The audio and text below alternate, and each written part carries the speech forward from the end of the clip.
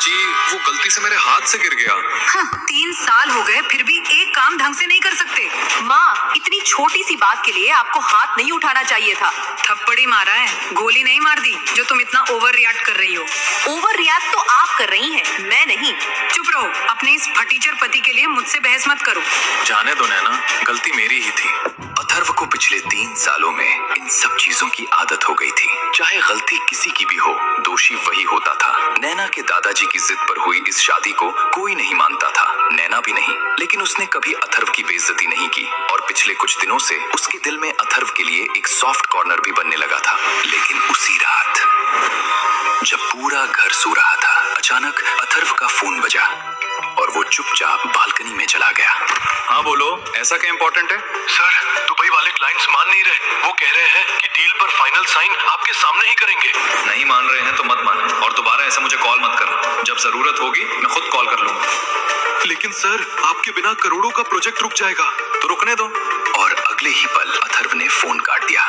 लेकिन उसे बिल्कुल अंदाजा नहीं था कि पीछे खड़ी नैना उसकी पूरी बात सुन चुकी थी। दुबई वाले क्लाइंट्स, करोड़ों का प्रोजेक्ट। अथर्व, तुम किससे बातें कर रहे थे? ओ, वो कोई रॉन्ग नंबर था। मैंने भी सोचा थोड़ा मजे ले लेता हूँ। सच? और नहीं तो क्या, करोड़ों के प्रोजेक्ट वाले लोग मुझे क्यों फोन करेंगे? नैना ने आगे कुछ नहीं कहा, लेकिन पहली बार उसे लगा कि अथर्व उससे कोई बहुत बड़ा राज छुपा रहा है। और अगली सुबह मॉर्निंग वॉक से लौटे विजय अग्रवाल बोले, मनीषा, पता है शशिकांत के होने वाले दामाद ने उसे नई मर्सिडीज गिफ्ट की है और एक हमारा भिखारी दामाद है। क्या करें, सब आपके पिताजी की देन है जो इस कंगले को दामाद बनाना पड़ा। बस करिए आप लोग, हर बात पर अथर्व की बेइज्जती करना जरूरी नहीं है। वाह, आजकल तुम्हें इसकी बड़ी चिंता रहने लगी है।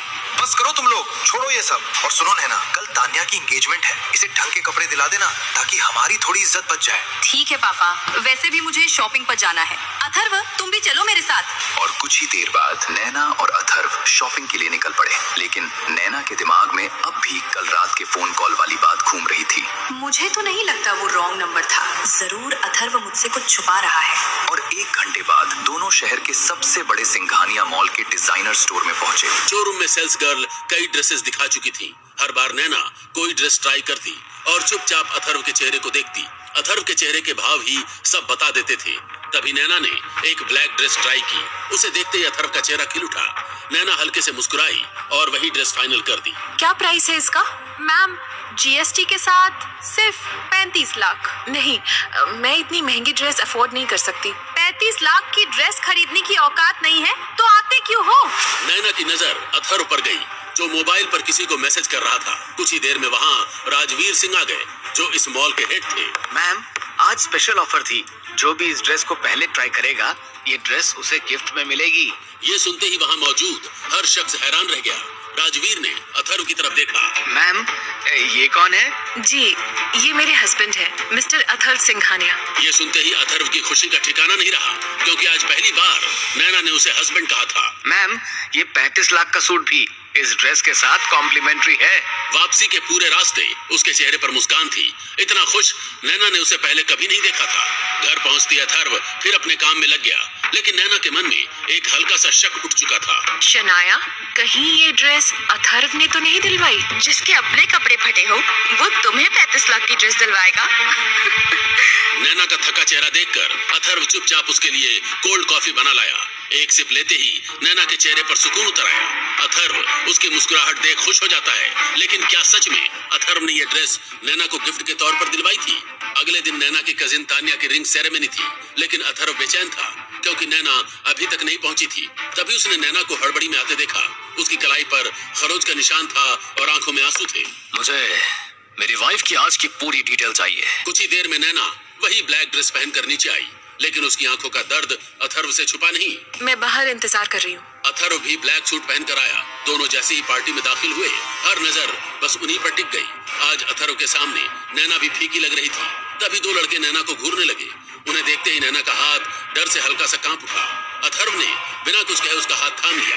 नैना चौंक कर उसकी तरफ देखने लगी। आज अथर्व की आंखों में वो मासूमियत नहीं थी। नैना को उसके साथ सुरक्षित महसूस हुआ। तभी फोन बज उठा। सर, अमन सिन्हा ने बिजनेस मीटिंग के बहाने नैना मैडम को होटल बुलाया था और वहाँ उसने जबरदस्ती करने की कोशिश की, लेकिन मैडम किसी तरह बचकर निकल आई। ये सुनते ही अथर्व के अंदर गुस्से की आग भड़क उठी। तभी उसके फोन पर कुछ फोटो आए। अथर्व ने एक नजर में पहचान लिया, वो वही लड़का था जो अभी नैना को घूर रहा था। नैना अब भी डरी हुई थी। अब हमें चलना चाहिए। तभी सिन्हा के बेटे अमन ने आगे बढ़कर उनका रास्ता रोक लिया। आए जाने मन, क्या रेट है तेरा? हाँ? नैना की आंखों से आंसू बह निकले। उसे पता था उसका फटीचर पति कुछ नहीं कर सकता, लेकिन अगले ही पल अथर्व का मुक्का सीधे उस लड़के के सीने पर पड़ा। नैना हैरानी से देखती ही रह गई। अगले ही कुछ सेकंड में अथर्व ने बाकी सबकी हड्डियां तोड़ दी। चारों तरफ सिर्फ कराने की आवाजें गूंज रही थी। ये हाल देखकर अमन खुद डर से कांप उठा और अब अथर्व उसकी तरफ बढ़ रहा था। अथर्व, क्या हो गया है तुम्हें? 3 साल में मैंने तुम्हें कभी इतने गुस्से में नहीं देखा। 3 साल में मैंने तुम्हारी आंखों में आंसू भी नहीं देखे। जो तुम्हें रुलाएगा उसकी तो मैं। अथर्व ने गुस्से में एक जोरदार पंच अमन के मुंह पर जड़ा। उसके 4 दांत हवा में उड़ गए। नैना का परिवार जो 3 सालों से अथर्व को बेइज्जत करता आया था, आज अथर्व का ये रूप देखकर डर गया। नैना, रोको उसे। वो मिस्टर सिन्हा का बेटा है। उसे कुछ हुआ तो पूरा शहर जल जाएगा। वो नहीं रुकेगा माँ। वो मुझसे दीवानगी की हद तक प्यार करता है। अथर्व की नजर नैना की कलाई पर पड़ी, जहां अभी भी जख्म के निशान थे। अथर्व ने अमन का हाथ कसकर पकड़ लिया। इसी हाथ से छुआ था ना उसे। अथर्व ने अमन का हाथ पूरी ताकत से मरोड़ दिया। अमन की चीख गूंज उठी। उसी वक्त अमन का बाप सिन्हा वहां आ गया। वो आदमी जिसका नाम ही शहर में खौफ पैदा कर देता था, आज उसके बेटे को सबके सामने अथर्व ने पीटा था। मिस्टर सिन्हा, ये मेरे हस्बैंड है। मैं आपसे माफी। तुम्हारा सर किसी के आगे झुके, ये मैं बर्दाश्त नहीं कर सकता। तुझे मैं इतना मजबूर कर दूंगा कि तू खुद अगले 5 मिनट में मेरे जूतों पर नाक रगड़ेगा। अथर्व बस मुस्कुराया, लेकिन उसकी वो मुस्कान खौफनाक थी। वो आगे बढ़ा, सिन्हा के कोट से सिगार निकाली। नहीं सिन्हा, अगले 5 मिनट में तू मेरे जूतों पर नाक रगड़ेगा। सिन्हा कुछ बोलने ही वाला था कि उसका फोन बज उठा। सर, बर्बाद हो गए। हमारे 5 कसीनो सील कर दिए गए हैं। सिन्हा का रंग उड़ गया। उसने अथर्व की तरफ देखा। अथर्व ने लाइटर से सिगार जलाई। तभी दूसरा कॉल। सर, हमारे सारे सरकारी टेंडर टर्मिनेट हो गए हैं। एक और कॉल वेटिंग पर था। अब सिन्हा के माथे पर पसीना साफ दिख रहा था। उसका पूरा साम्राज्य ताश के पत्तों की तरह ठह रहा था। सिन्हा ने घबराकर अथर्व की तरफ देखा। तभी रिजॉर्ट के बाहर सायरन गूंज उठे। एक के बाद एक 20 काली चमचमाती लग्जरी गाड़ियां आकर रुकी। पुलिस कमिश्नर, मिनिस्टर और कई बड़े अधिकारी उतर कर आने लगे। अरे, सिन्हा की पहुंच तो बहुत ऊपर तक है। मिनिस्टर, कमिश्नर और तमाम बड़े अधिकारी सिन्हा नहीं बल्कि अथर्व के सामने पसीना पोंछते हुए खड़े थे। साहब, क्या आदेश है? सबका मुंह खुला का खुला रह गया। नैना और उसकी पूरी फैमिली अपनी आंखों पर यकीन नहीं कर पा रही थी। वही फटीचर जमाई जो उनके जूते साफ करता था, ताने और गालियां सहता था, आज उसके सामने पूरा सिस्टम हाथ जोड़कर खड़ा था। सिन्हा के पैर कांपने लगे। वो घुटनों के बल रेंगता हुआ अथर्व के जूतों तक पहुंचा। डरते हुए उसने वही सवाल पूछा जो वहां मौजूद हर किसी के मन में था। मालिक, आप कौन हो? गलत आदमी से भिड़े हो सिन्हा।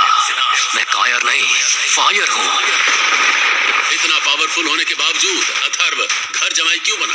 क्या मजबूरी में हुई ये शादी कभी प्यार में बदल पाएगी? जानने के लिए अभी इंस्टॉल बटन पर क्लिक करके डाउनलोड करें पॉकेट FM।